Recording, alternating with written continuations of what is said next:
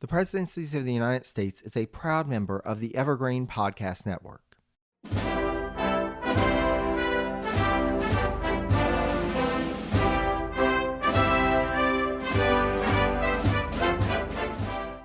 Welcome to the presidential podcast Friendsgiving Spectacular. I'm Kenny Ryan of the Abridged Presidential Histories podcast, and I'm joined by Howard Dory of Plodding Through the Presidents, Alicia of Civics and Coffee, and Jerry Landry of Presidencies of the United States. And we're here celebrating Friendsgiving in September because we recorded this in advance. Thank you, everybody, for joining me. Everybody, let's go around and say, hey, how are you doing, Howard? I'm doing pretty well. I'm excited. I'm really happy to be doing this. I'm happy to be outsourcing 75% of this episode. Very exciting. It's true. It's true. What we did is each of us wrote one question for each other participant, and we'll be going through, asking each other questions and having a conversation. Alicia, happy to have you here too. Yeah, thank you so much for having me. I adore all of you guys, so I'm happy to be included. I even took a much needed break from graduate school homework to be here, so let's do it. Oh, wow. We are honored. Thank you. Thank you. And I hope like at the end of this, you were like, that was a nice relaxing break, and not like, now I need another break. No, it will be. I have no doubt. The three of you, I'm sure I will be laughing for days. So. And then Jerry, thank you for joining me. Jerry, those of us who are listening can't see this, but he's the one who actually looks like he has a graduate degree number of books behind him. So yes. Looks very official over there. Thanks for joining us, Jerry. I try to be officially official. But Howard, I did have to wear this shirt just for you. Yes. Hey, he's got the one of the plotting shirts on. And of course, it's Harrison. Yes. Of course, it's Harrison. William Henry Harrison for a good time. What's the shirt say for everybody's benefit? So the shirt says William Henry Harrison for a good time, not a long time. Howard Dory sells fantastic shirts. He offers really great merchandise. So everybody listening, because this show is going to be on each of our feeds. Yes. So if you listen to any of our shows, you're going to hear this. And we'd all encourage you to then go check out all the other shows. And then buy some like really cool swag from Howard. Like I am. Who comes up? That's what my question should have been for you, Howard. Who comes up with your T-shirt designs? I gotta ask. I come up with the initial design, and then I find designers to like execute the visual elements of it. But if the titles and stuff like that come from my twisted brain. I love your twisted brain, Howard. Thank you. Impressive. I have the shirt that says "Facts are strange things," and it's in the stranger. Oh my God! I'm the only one who doesn't have a shirt. I need to fix that. We'll figure out a way to rectify that. We'll figure out a way. Cool. So let's dive into the questions. I'll start with a question for Jerry, and then we'll be going through round robin. So Jerry, I understand you've already read a bio of every president before starting your podcast. So you're miles ahead of the rest of us. Who is your favorite president and why? And also, who is your least favorite president and why? So, and first of all, and Kenny, I wanted to thank you so much for bringing us together in this. It's always such a pleasure to talk to each of you and to have three wonderful friends here together. Is just, this has made my weekend. So thank you. Thank you so much. And so, yes, I did. And it's part of how I got into the podcast is that I started a presidential biography read project. And so I did systematically read a biography of each president in order. I tried to make it a full-length biography, so of their entire life, not just their presidency or just one aspect of their life. And so once I was getting towards the end of that, it was like, well, what do I do with this? And luckily my husband had the idea and asked me the question, well, have you thought about making a podcast? And, 6 years later, here I am. But yeah, and it's always it's tough to rank them because there are certain aspects about some of the presidents that I like more than others.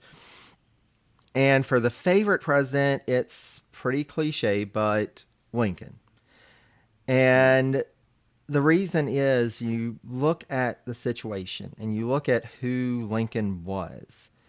And if you have somebody who is the least likely person that you would think of to be able to take the nation that is disintegrating and be able to pull it back together, to be able to coordinate with armies in the field, to be able to keep the economy afloat, to be able to keep the domestic situation under control, to be able to manage foreign policy in the midst of all these crises. And, oh, by the way, it leads to the end of slavery, which generations upon generations of American leaders had kicked down the road because they were like, oh, well, it can't be done. We're not sure how this can happen.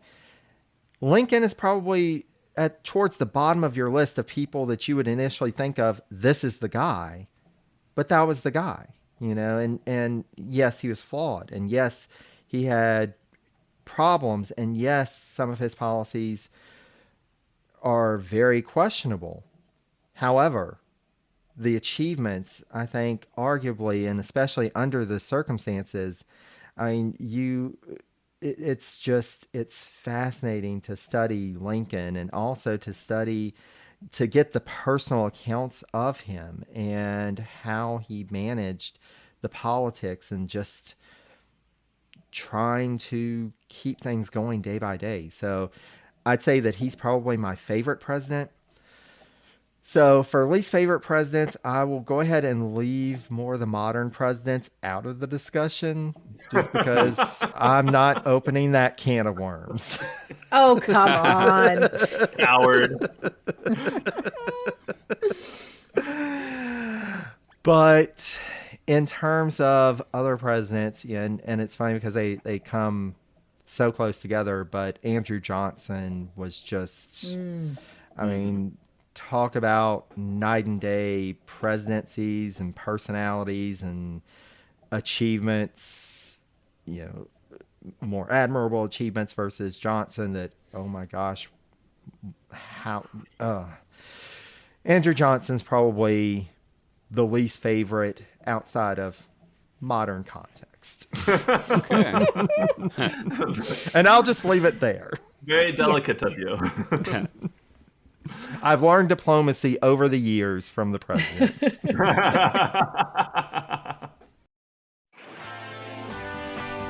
This is Alex Hasty, the host of Ohio versus the World, an American history podcast. On Ohio versus the World, we'll travel back in time with the authors, historians, and even witnesses to visit the most exciting, consequential, and too often overlooked topics that have shaped America's history. There seems to be an Ohio connection to so many important moments. When you said Ohio versus the world, we did some damage. So join us and we'll take a deep dive to enlighten, educate, and entertain you as Ohio versus the World makes history fun again.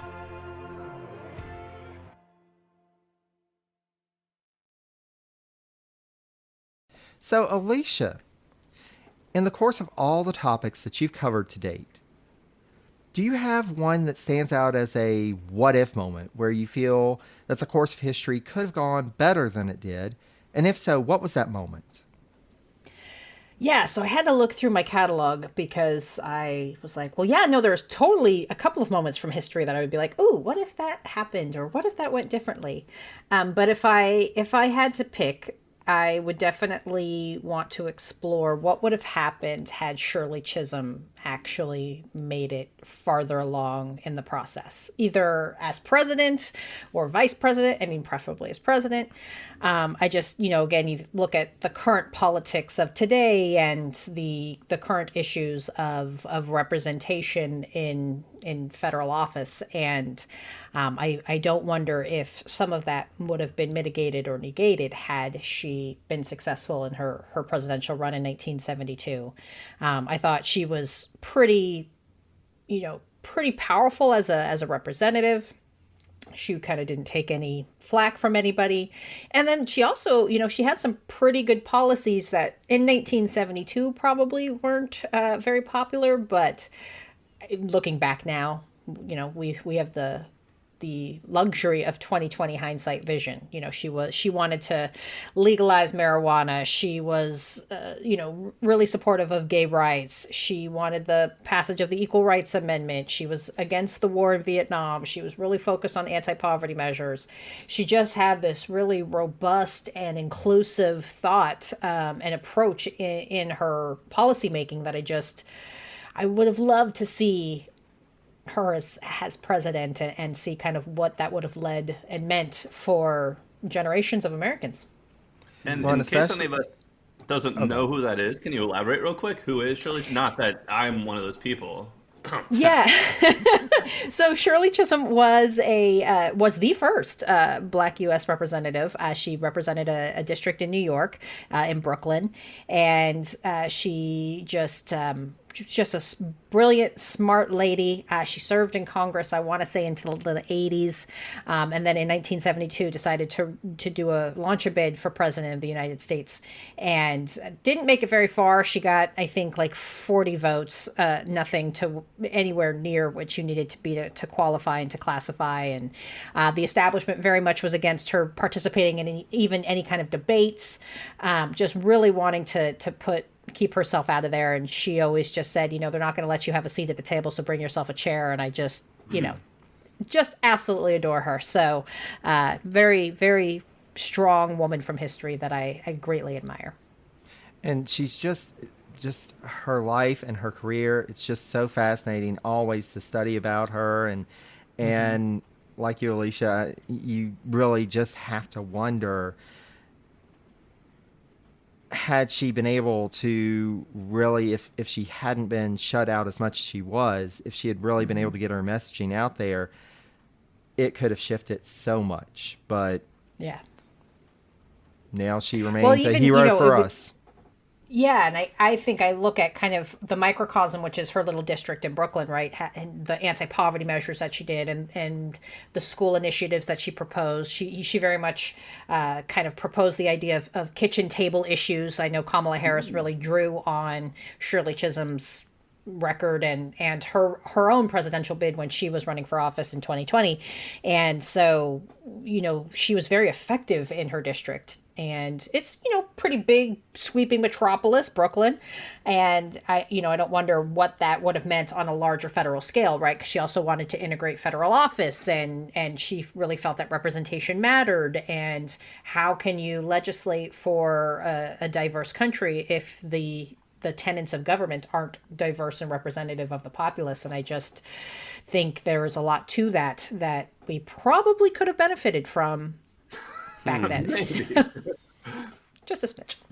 Awesome. Thank you for sharing that, Alicia. That was really interesting. Thank you. That was a really good question. So my first question is going to be for Howard. Oh. And so, Howard, you tell some of the most irreverent and hysterical tales from history, which I absolutely adore. And I love kind of your deep dives on all of the different primary documents that you do. So I'm curious, what's been your favorite primary source that you've used for one of your episodes? Well, I mean, first of all, I have to mention, by the way, thank you. That's very kind, very kind. I'm going to replay just that part over and over. I have to mention the diaries of John Quincy Adams, just because it's such a great primary source from the time he was a child up through almost his death. And he talks about everybody. He talks about what he did. He talks about what he thinks. And he there's no holds barred for the most part. He really just kind of lets loose. And it's just a great sort of historical and gossipy source. But when I think about my favorite weird, obscure primary source that you could sort of call primary, I think about this book that was written in 1859. John Quincy Adams died in 1848.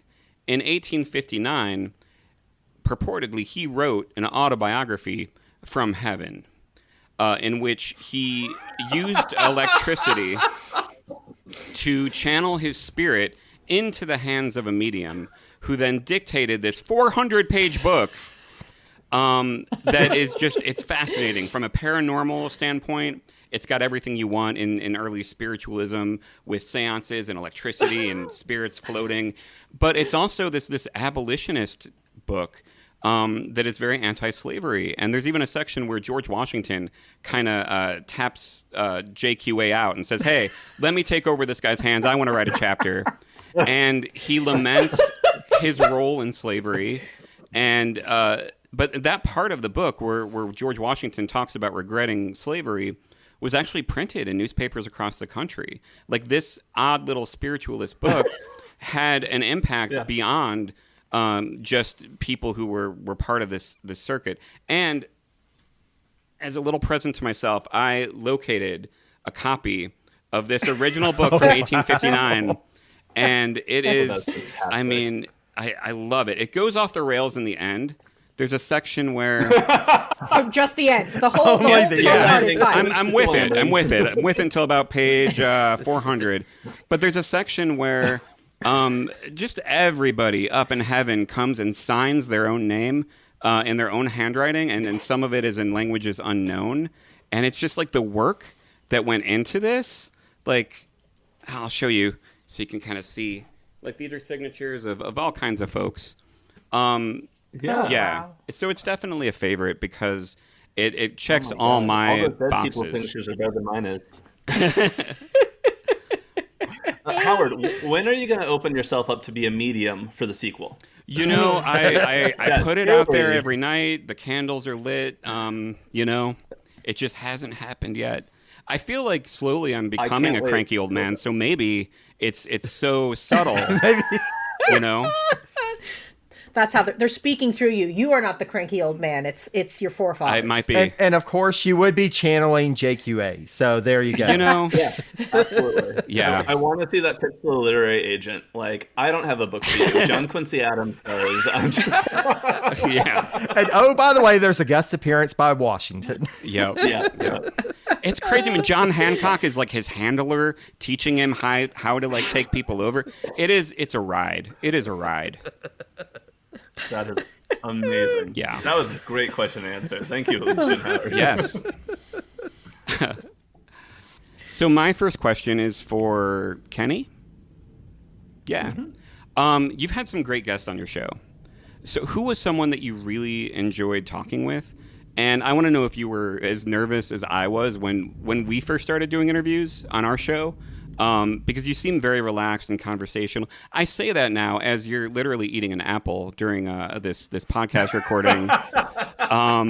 So yeah, just want to know more about the interviews and kind of your favorite and how you go about them. And of course, it's not me, so you don't have to say that I was your favorite guest. You're definitely making the list. Like, I could not possibly come on here and not mention I've interviewed Alicia, and she was on my face. But I first of all, thank you for the good question, Howard. I appreciate it. Yeah, Alicia wrote it for me. And there were... Not true. Well played. Well played. There have been so many good interviews. Some of my favorites included Eric S. Yellen. He was a very recently interview on Woodrow Wilson and racism in the federal government. There was a great interview with John Barry on Wilson and the Spanish flu epidemic. Lindsay Chervinsky, who I think we've all corresponded with her. She's always a delight. Yeah. Harold Holzer is, I think, a personal favorite. He always comes on to talk about presidents and the media. And as a former journalist, like, I especially geek out on that topic. And Alicia's been on before. Alicia's great. I had a great talk with Alicia. But that said, I think my favorite guest I've had on was University of Kentucky professor Mark Summers, author of The Era of Good Stealings. I mean, just right there, fantastic book title. And he was a wonderful storyteller. He had so many great anecdotes that really kind of brought to life that time period that I hadn't encountered before. And our interview on Grover Cleveland and the Gilded Age was just really fun. So that's the first part of your question. Second part of your question, nerves before interviews. So I used to be a journalist. And so interviewing is something that I'm very familiar with doing. I've gone into interviews with people who were hostile, with people who were shy, with people who were nervous. I once had a story where a source who had every reason to be upset with me said, "Meet me at the construction site at midnight." Huh. And, I went and talked to him, and he gave me some documents for a story, and that was nice. So, when you've done like those kind of interviews, or really the most nerve-wracking interview was post-game press conferences after a bowl game where you have all the media in the room waiting to ask a coast question. You know you're on ESPN, their cameras are in the back, and you're just like trying to keep your question in front of you and keep track of other people because you don't want to be the idiot who asks a question that was already asked. Like, that is the most nerve-wracking place you can be. So, like, all those experiences helped kind of prepare me for interviews, and I just keep it relaxed and conversational, and I'm just generally curious about people. And it helps that I have full editorial control. Oh, yeah. So, yeah. The editorial control is important because my first interviews, if they were not edited, there was literally me asking a question, getting the best answer in the world, silence, me saying, cool, and moving on to the next question. It was awful. But with the magic of editing, it's a seamless conversation, and yeah. So I hear that. Absolutely. Which we are heavily doing right now, as I say cool after every conversation. Cool. All right, I'm up next. I've got a question for Alicia. Alicia, when you're picking topics for your episode, what are you looking for? What's the criteria that makes you say, this should be an episode, but that shouldn't be? Yeah, that's a really good question. I think I kind of have to tie it back to the reason why I started Civics and Coffee. So for my listeners, you know this pretty much, but for everybody else, they might not be. I really wanted to tie history. I've heard a lot from enough adults in my life that history is quote unquote boring. And I think, no, you haven't engaged with the history that hooks you yet. I think part of that obviously is representation and how history has been taught for years and years and years, right? There's been a lot of this reverence for dead old white men. But, I was very lucky in that I had an 8th grade history teacher, shout out to Mr. Lamb, who very much was very derisive, very condescending about the founding fathers, and he made them real for me. And that really, I was like, oh, they're actual human beings, and they burp too. Okay, this is fascinating. Let me dive into this. So when I am trying to figure out, what I want to talk about on the podcast, I want to definitely tie in stories that I think, quote unquote, everybody knows, right? Everybody knows about George Washington. Everybody knows about, hopefully, John Adams. I mean, Thomas Jefferson, I guess, Louisiana Purchase, the big sweeping stories, right? I think that's important. You want to cover all of that. But I also want to find the things that maybe they didn't get taught in high school, right? Like, I'm embarrassed to admit that I did not necessarily realize that George Washington used the powers of the federal government to try to track down an escaped slave. And so I learned that with learning the story of Oni Judge. And so I want to pick those pieces of the history, right? I want to talk about those. I want to explore those because I feel like when you are telling that kind of other side or the history from below to a certain extent, you are making it more representative and have a greater likelihood of getting somebody to be curious. And I always hope at the end of my episodes that somebody turns off the episode and they go, gosh, I want to know more about that. And they go and explore on their own. That's why I keep them short. I don't go into beautiful deep dives like Jerry does. But I just want to make sure that I've piqued interest. So that's part of the reason why, how I pick an episode. And then also, as a woman, I look for the women. I do. I look for the stories and the people and the events that maybe didn't get a lot of cred or ink, as it were. So I'm looking for Indigenous stories. I'm looking for women in history and their impact, such as the abolitionist movement, right? We heard about William Lord Garrison and Frederick Douglass, and they're great, powerful men, and they should be, celebrated. However, there's Lucretia Mott and Elizabeth Cady Stanton and the Grimke sisters and all of these other women that aren't as familiar to people. And so that's kind of when I'm picking my episodes and trying to determine what I want to talk about. That's where I go. That's all. You do a fantastic job of it too. I love the diverse cast of topics and the light dives that you do. They do leave me being like, oh, that's really great. I learned and I'm curious to learn more. So you nail it. And thank you. I'm curious if you guys are kind of jealous of her freedom to just jump around and not be in any way related to a president. Because I'm already going off the rails talking about founders and presidential adjacent stuff. And yeah, you Alicia, you've just got so much stuff to choose from, and I'm so jealous of that freedom. I'm like daunted by it, because I'm like, oh man, if I just have to try and find things that are cool, like what if my things aren't really cool? Let me just do the presidents, like in order. That way nobody can judge me like, dude, Kenny, Millard Fillmore was dumb. I'd be like, well, he was next in line.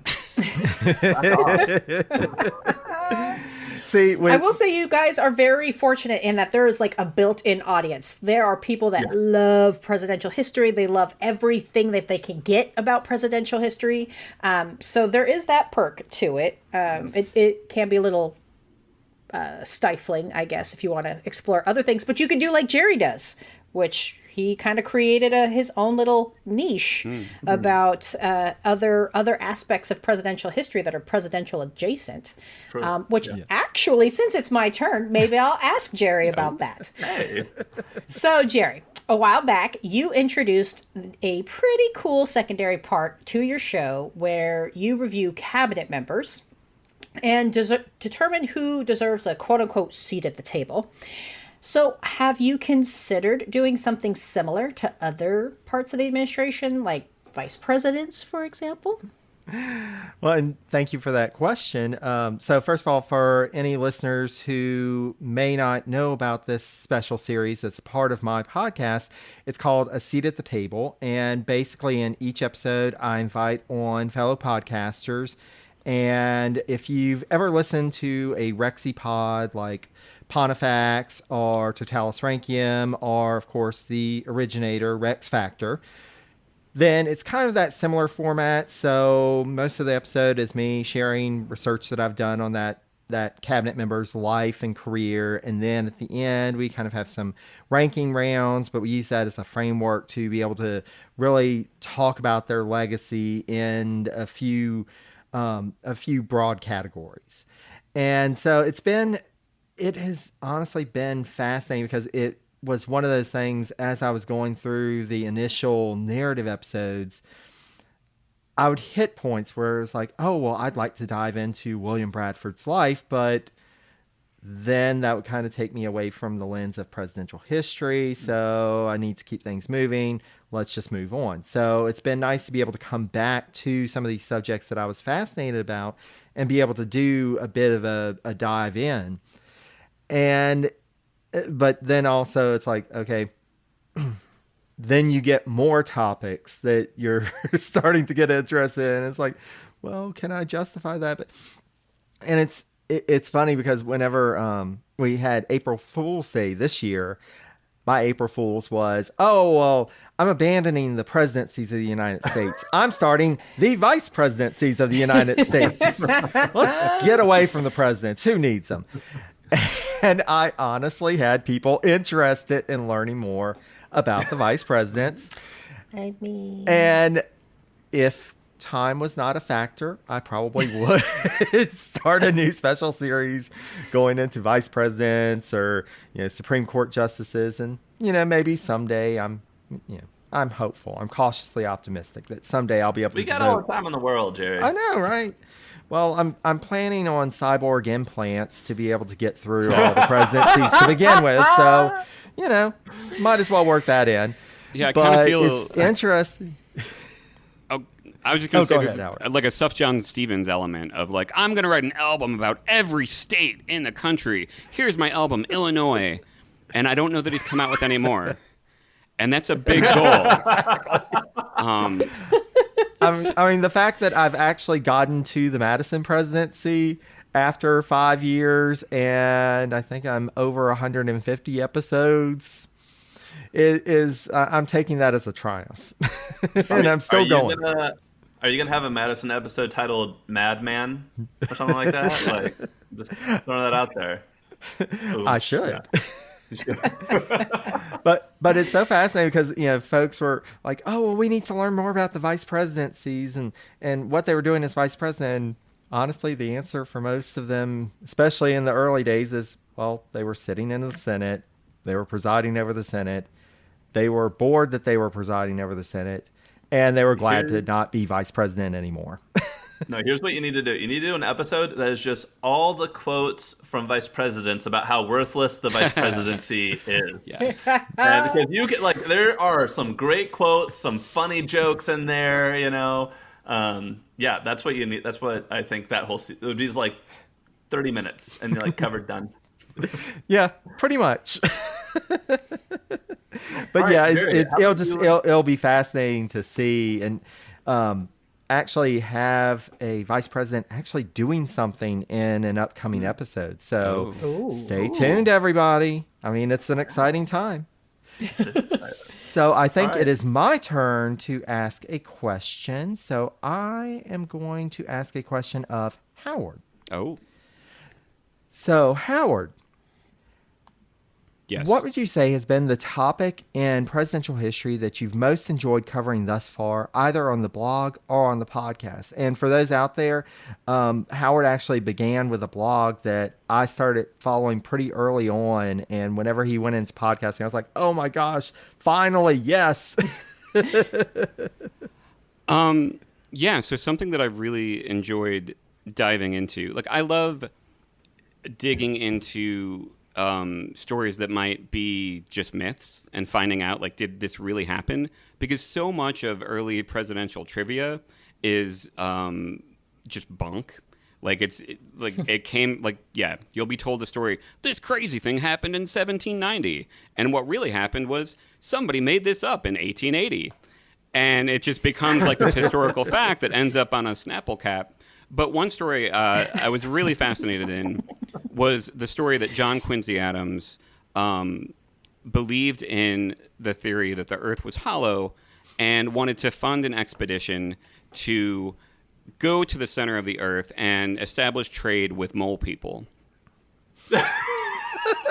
This sounds ridiculous. We were always right? looking for new trading partners. Yeah, he was a diplomat, feasible, right?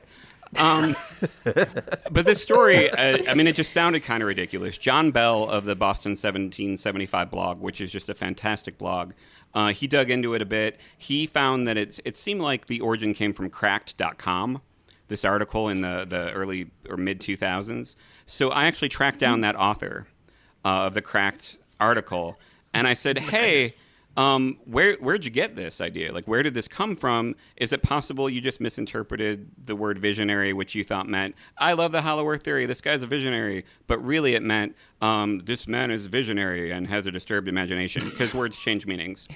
And he ended up reestablishing a connection with Cracked, because he hadn't written there for 10 years. And they published an apology to John Quincy Adams. And even though this started in Cracked, it blew up to other websites and magazines, and Smithsonian Magazine even had an article about John Quincy Adams' belief in the hollow earth.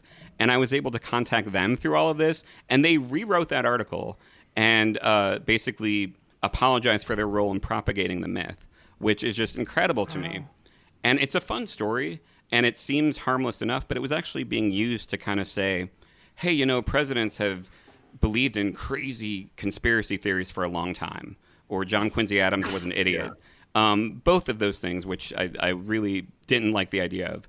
So it was very cool to kind of dive into this, share the story with people, get some things changed, and go on this mini little, very niche crusade that's really been pretty rewarding and awesome. So I love stories like that. And what's really amazing is John Quincy Adams can write thank you, and he can write back. That's true. Yeah. I'm going to go to sleep tonight with a pen in my hand and wake up and see if he's had anything to say. Yeah, it's probably going to be a thank you letter. It might be. It might be. Thank you for defending my legacy. Yes. But awesome story, though. Seriously. I love digging into it. So I've got a question for Alicia.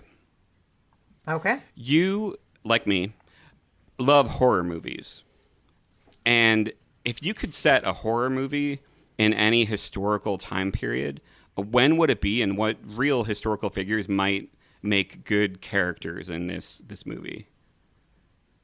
I loved this question so much that I bugged the crap out of my husband as we were kind of driving down to dinner the other night. And I was like, okay, I have so many options because I don't part of me wants to put it in the 80s just because I love that slasher era of the late 70s and the 80s. But I was like, okay, but that's been done. And then I was like, okay, but maybe we can do it in like the 50s. But I was like, no, I don't know. So I finally landed on the kind of that industrial revolution, late 19th, early 20th century, and which actually fits in perfectly because then we could use H.H. Holmes. Oh. So I've done an episode on him before, did a couple of episodes on him actually, and so the legend of him is much more robust than the actual facts of his case. However, being that it's a horror movie, let's just make him a crazy mad inventor who really wanted to test his new technology on people just to see what the impacts would be, like torture devices. That's kind of where I went with it, wanting to bring H.H. Holmes into it. And then, as a completely, totally different aside, I was like, maybe Jane Addams could be the final girl. Oh. Love it. There's Chicago, So right? completely Whole random. House, is that what I'm thinking? Yes. Oh, my see, God. It tied all together. I'm ready. love Take it. my money. Yeah, I'm ready to greenlight this. Let's go. Yeah. Okay, so my question is for Kenny.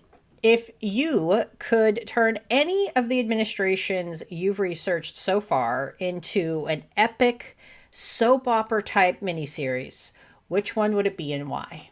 Well, this is fun. And similar to the question you just got, too. So John Quincy Adams and Chester I knew it. Arthur are both really tempting because they have amazing stories, but their actual administrations are kind of lackluster.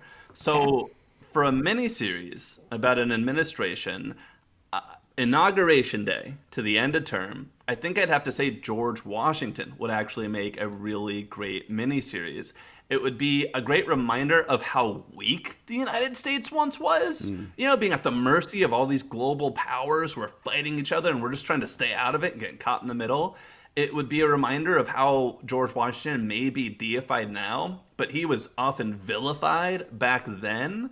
And Thomas Jefferson would just make a great villain if you portrayed him the right way. Yes. But yeah, you have threats on every front. You have like a whiskey rebellion. You got stuff going on at home. You got France and Great Britain, big powers. I think that if you're going to take one administration from start to end and really explore all the crazy things, like that's a great one. And so many great characters too. We get Hamilton, we get Jefferson, we get all these people. Honorable mention Okay. to William Henry Harrison, who would make a great Pixar short. Okay. He would be like the first 5 minutes of Up and then just die at the end in the White House. Like it would be, you'd be like, oh my God, Pixar did it again. Now, see, I could probably make it into a 12-episode miniseries. You could do like 24. It could be in real time. It could be in real time, his whole administration. There you go. Yeah, a 31 episode, 24. There you go. 31 season. Perfect. Yes. But I also have to be honest. I would love to see someone do like a Game of Thrones level presidencies of the United States TV show.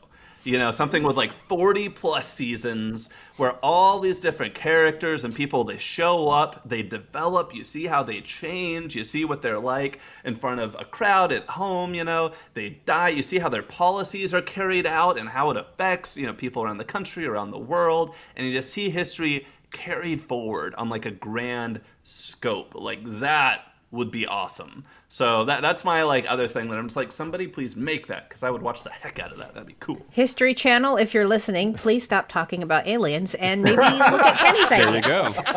In the meantime, there's C-SPAN, which can be pretty fascinating. Yeah. There you go. It's true. All right, let's see. So my next question is for Howard. Howard, you cover a lot of really fun, meaningful, or tragic stories in compelling detail. What is your favorite presidential fail and why? Oh, first of all, thank you. That's awesome. We try to cover things that incorporate all those aspects. And one story that I think kind of does, it's definitely a fail. It's definitely tragic. There's a fun element to it because it sounds ridiculous. And I think it should be more meaningful than it is. is the story of Thomas Jefferson's killer ram. The fact that Jefferson was obsessed with cultivating the best wool in the United States for his home country of Virginia. And so he had sheep on the White House lawn, and he was gifted this little ram that had 4 horns, 2 of them stuck straight out like deadly points, and he was given plenty of notice that this ram was dangerous. It attacked a boy that was the shepherd, and then it attacked a Revolutionary War veteran who had come looking for a pension and instead got rammed. And then there's a story that it actually also attacked an enslaved girl that would have been the child of one of his workers there. Hard to substantiate that, but it sounds like something that could easily be covered up. But Jefferson didn't do anything about it. He knew this ram was dangerous, and he didn't do anything until after it actually killed a 9-year-old boy on the White House lawn who was just crossing the lawn after school on his way home, and the boy was impaled. He suffered. He eventually died. Jefferson sent the family $25, which might seem like a lot back then, but when you think about, he also paid $200 for a giant wheel of cheese, it doesn't seem like so much anymore. And then Jefferson, he was just so kind of myopic in his obsessions that he didn't realize the consequences things like that might have on other people. And I think that sheds a lot of light on his personality in general. And I think that's a big fail. I think if something like that happened today, and you could prove, like, what did the president know and when did he know it, type of thing, it would be a big deal. But back then it was just, Jefferson and his silly little ram. I just want to say, didn't they try to make a big issue out of, like, President Biden's dog, right? He bit somebody, so can you imagine if he had a history of biting and they found, it would be all over the news. Oh, yeah. That would be Be everywhere. careful. You're about to start a rumor that President Biden's dog killed somebody. Very close. Oh, and that would go. Yeah, I just want to say I'm now inspired for that miniseries of the George Washington presidency. Every time you cut to Thomas Jefferson, he's going to be like Dr. Evil in a lair with, like, feeding this goat or this ram. Yeah. And it's perfect. Someday I'll lure Hamilton across the lawn and the ram will get him. He would be holding his little pet mockingbird Dick and, like, gently petting it. And that would, yeah. Cool. You're up, Howard. Oh, yeah. All right. So, Kenny, I got a question for you. Wait, no, I don't. Wait, you want to ask me a question? I don't have a question for Jerry. I got it. All right. Jerry, I got a question for you now. We've talked about how in-depth you're going, how many episodes you've done on just, 3.1 administration so far. You love research, and it shows. And what I want to know is, what's your research process like, and how do you stop yourself from getting lost in rabbit holes and actually move on to the writing and producing of episodes? I was supposed to say, I love that question. So, yes, I do love research. That's been beyond interacting with folks, fellow podcasters, listeners.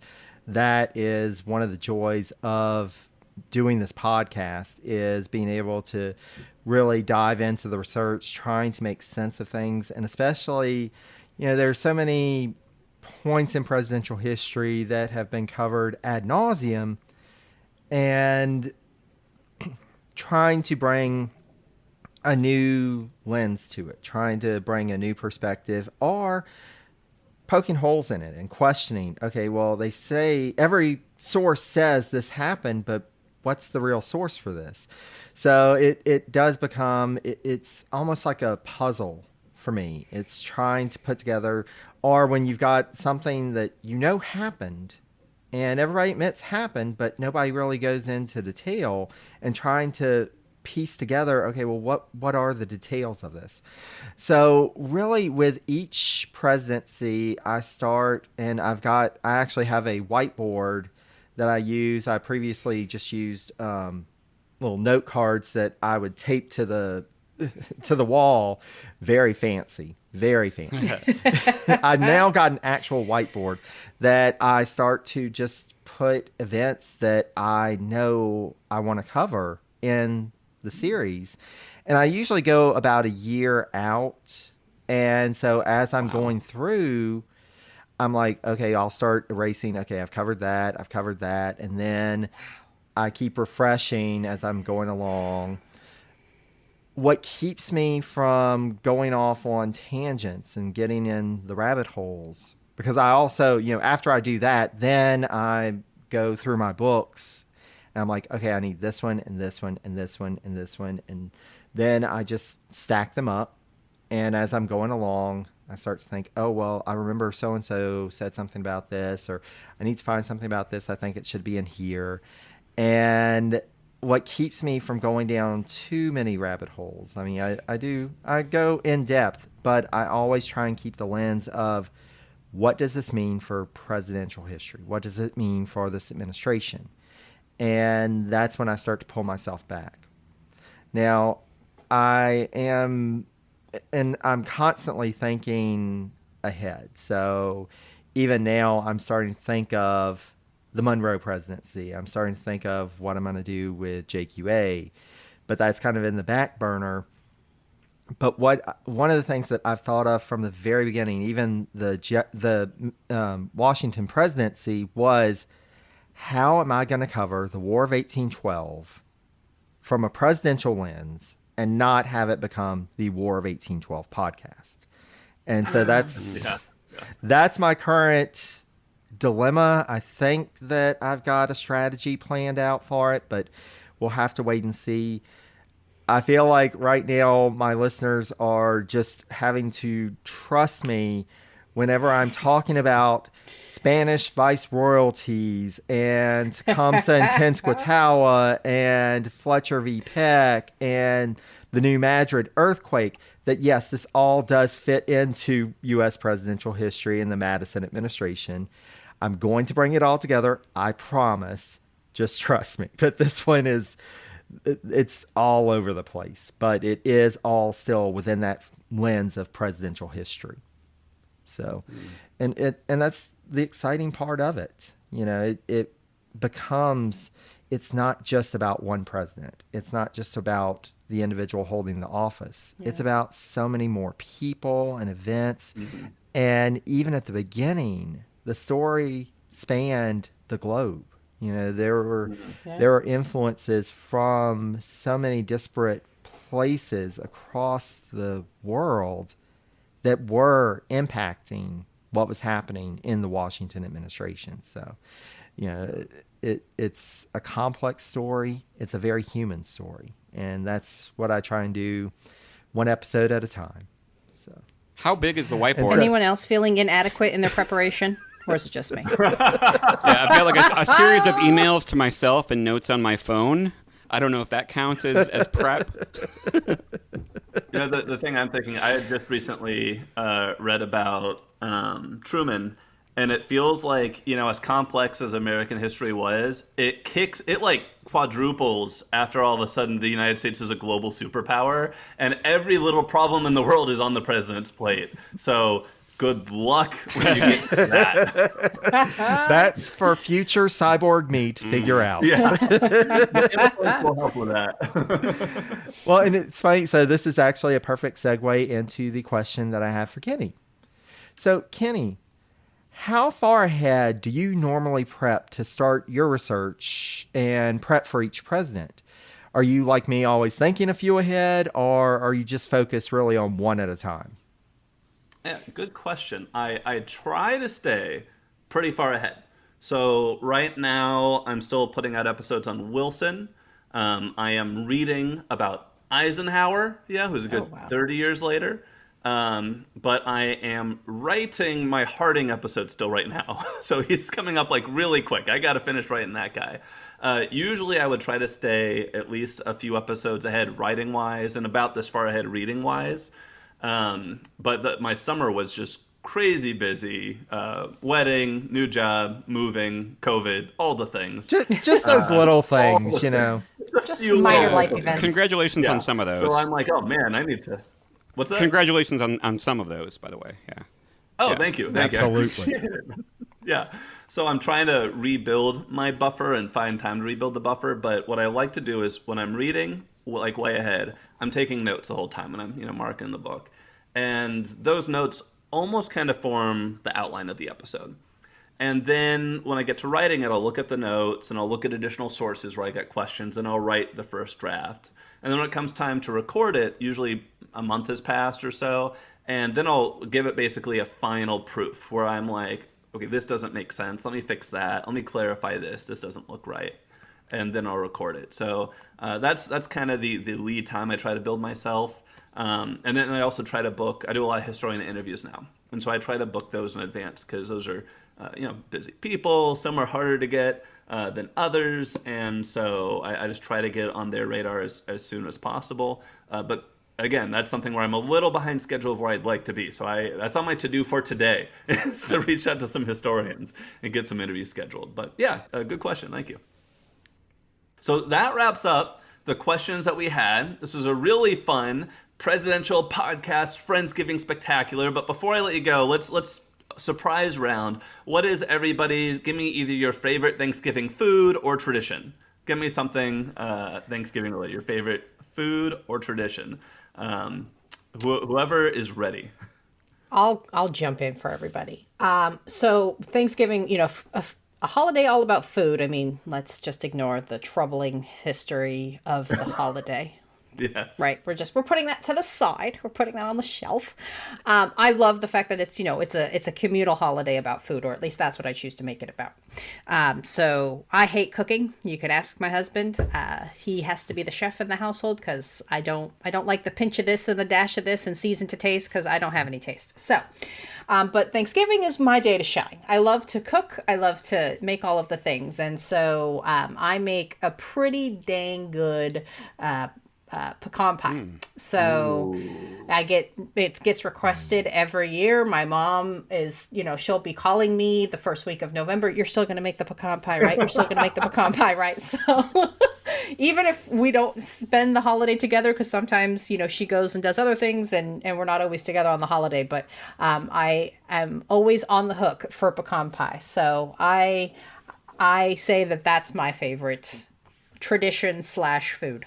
See, Alicia, you and I are kind of on the same wavelength because I can bake, but if it comes to cooking, my husband, he can look at a recipe have not prepared it, just look at the recipe, and he's like, oh, yeah, we're going to take that out, we're going to add in this, and oh, I think it needs a little more of this. And I'm like, what are you doing? We don't even know what it tastes like. He's like, it's going to be fine, okay? And I've learned over the years, just trust him. Yes, it's going to be good. Just go to the grocery store because he hates going grocery shopping. So I can do that. I'll get you the supplies. Here you go. But one of my favorite things to make for Thanksgiving is potato salad. And, growing up in the South, that is one of pretty much any holiday. You've got to have potato salad. And I have a recipe that came from my mom and my aunt, and I don't know where it came from for them, but whenever I think back over the years, for every holiday, I remember that potato salad being there. And I actually, unfortunately, lost my mom in 2005. And so it's one of those dishes that whenever I make it, I think of her, and it's like she's here with us. So it's definitely a favorite of mine. Yeah. Howard? Thanksgiving, this gives me an opportunity to shout out to my wife and co-host Jess, who really makes our show, I think. Last year, Jess's aunt usually has Thanksgiving, but she was recovering from surgery, so we actually took on Thanksgiving for almost 20 people or something for the first time ever. And it was awesome. We loved it. It was a lot of work. It takes a long time and a lot of work to heat up a turkey that you bought pre-cooked and frozen from the grocery store. I didn't know that even that would be work. We kept waiting on that turkey, and it just was not hot enough yet. But everything, I love all the Thanksgiving stuff. I love stuffing. I love the dark meat on the turkey. And yeah, I mean, there's nothing like pumpkin pie with some whipped cream. It just says Thanksgiving to me. Mm-hmm. Do you make it or do you buy it? Someone, that's a good. I eat it and I don't ask questions. Yeah, No You don't care about Good the answer. No Yeah. questions asked. Nice. Yeah, my family seems to have like an unofficial tradition of finding a new way to ruin the turkey every year. We have had turkeys that were so overcooked it was like red and you couldn't cut into it. We've had turkeys that were so bloody they practically walked out of the oven, you know? So we always seem to find a new way to do the cooked turkey wrong.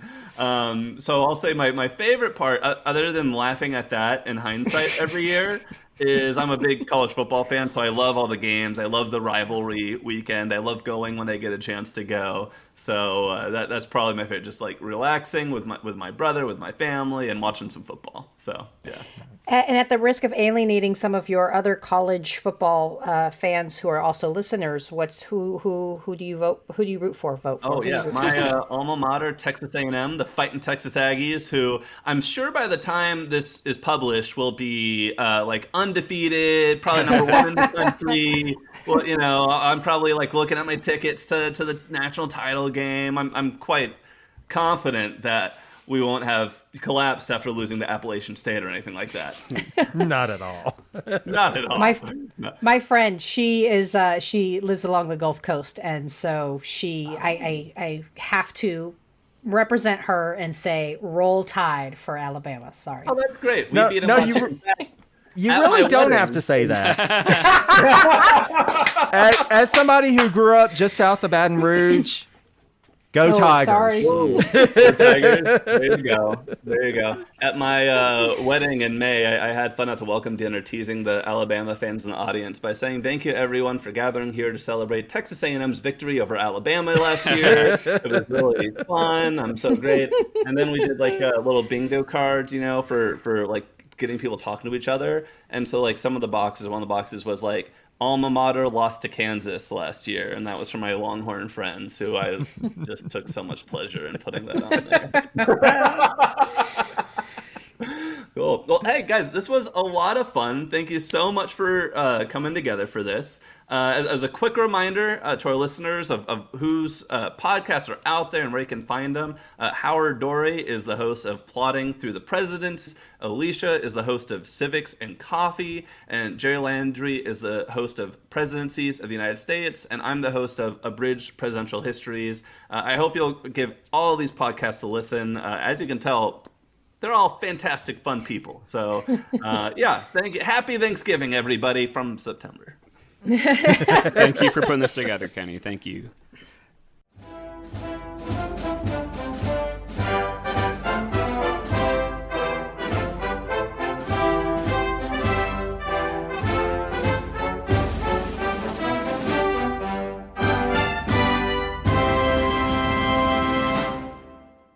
The Korean War has sadly been known as the Forgotten War, but half a century earlier, the United States was locked in a bloody conflict in Asia that's been all but erased from the history books. Hi, I'm Alex Hasty, the host of Ohio versus the World, an American history podcast on the Evergreen Podcast Network. In our newest episode, we speak to experts about the Philippine-American War, America's first Asian counterinsurgency conflict. The heroes, the villains. We'll discuss President McKinley, Admiral Dewey, the vicious brutality of the fighting, and the scandals and war crimes that nearly sunk Theodore Roosevelt's presidency. Check out our show, Ohio versus the World, on the Evergreen Podcast Network for our new episode about America's most forgotten war. Now back to the show.